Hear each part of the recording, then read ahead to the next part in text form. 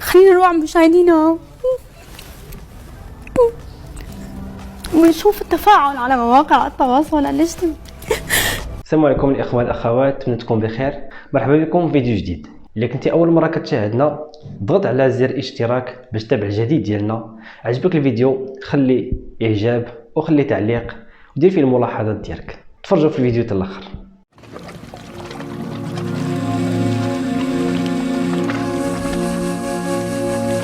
طيب خلينا نروح مشاهدينا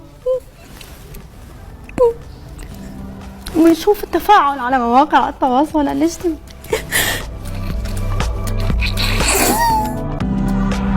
أشرف العاهل المغربي الملك محمد السادس على انطلاق عملية إرسال المساعدات الإنسانية الموجهة للشعب الفلسطيني في قطاع غزة. السلام عليكم ورحمة الله. مذيعة فلسطينية تنهار بالبكاء على الهواء وتوجه رسالة شكر لملك المغرب الملك محمد السادس بعد تدخل المغرب التاريخي مع الدول العربية وإيقاف حرب فلسطين. شاهد ماذا يحدث. ولكن قبل أن نبدأ، إذا كنت سعيد بإيقاف الحرب في فلسطين فيرجى الإعجاب بهذا الفيديو وتعطير فمكم بذكر الله والصلاة والسلام على نبينا الكريم. انبهار الصحافة والإعلام العربي بعد المساهمة الكبيرة اللي ساهم بيها المملكة المغربية والملك محمد السادس في انتهاء حرب فلسطين ومعاناتهم لمدة ما يقرب من عام ونصف.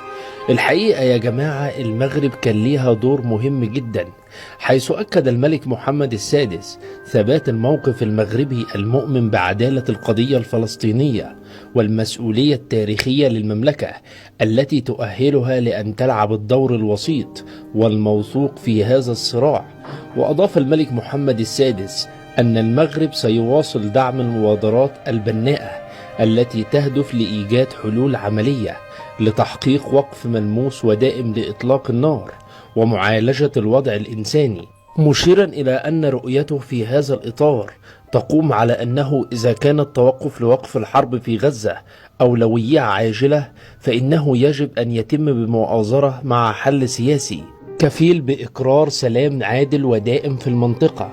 طبعا الملك محمد السادس هو أول من أعلن أنه طرف قوي في هذه القضية.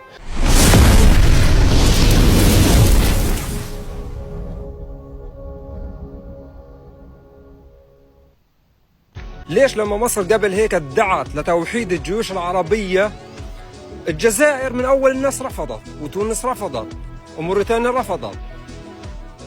ليش لما قبل هيك قالوا بدنا نعمل كل ما يدعوا رؤساء العرب لقمة عربية الجزائر وتونس ما بيحضروش، مع انهم بيناقشوا فيها والوضع في غزة في خلال السنتين هدول الأكم من قمة عربية، ولكن ولو انها ما طلعتش بنتائج مفيدة ولكن بيناقشوا موضوع غزة. ليش بتجيش تحضر يا سيادة الرئيس عبد المجيد تبون ويا سيادة الرئيس سعيد قيس سعيد تحضر الجلسة هذه وتشارك فيها مع انها عشان فلسطين؟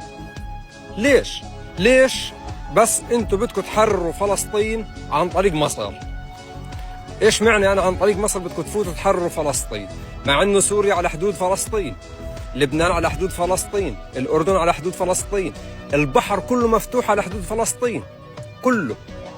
ليش ما طلعتوا تحركوا الجيوش تبعتكم والاساطيل تبعتكم؟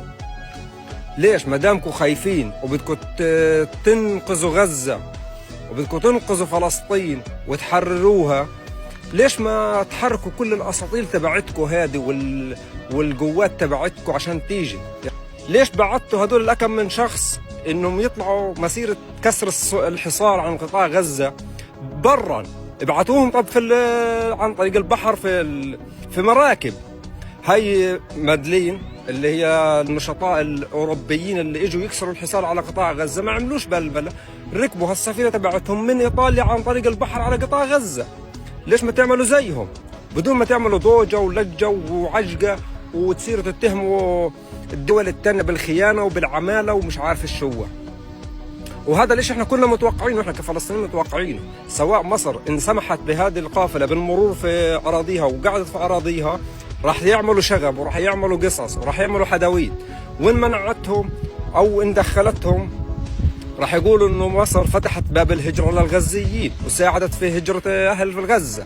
وإن منعت القافلة هذه بالدخول راح يقولوا عنها إنها خاينة ومتواطئة وبتقتل الفلسطينية ومشاركة في حصار غزة. يعني بالمنطق والعقل واللي إحنا بنفهمه إنه اللي بده يدافع عن حدا يبعث الأساطيل البحرية تبعته وبيبعث القوات تبعته الجوية والبرية وبيدافع. أما الشعارات الرنانة هذه والله إحنا قرفنا منها وزهقنا منها، وكليتنا حافظين السيناريو تبعكم هذا وتبع قافلتكم اللي بتدعوا انها قافلة الصمود. طبعا تحيتي، يعني انا بحيي الشباب اللي طلعت عن يعني من باب الدافع الوطني او الديني وطلعت شاركت فيها، ولكن مش كلهم.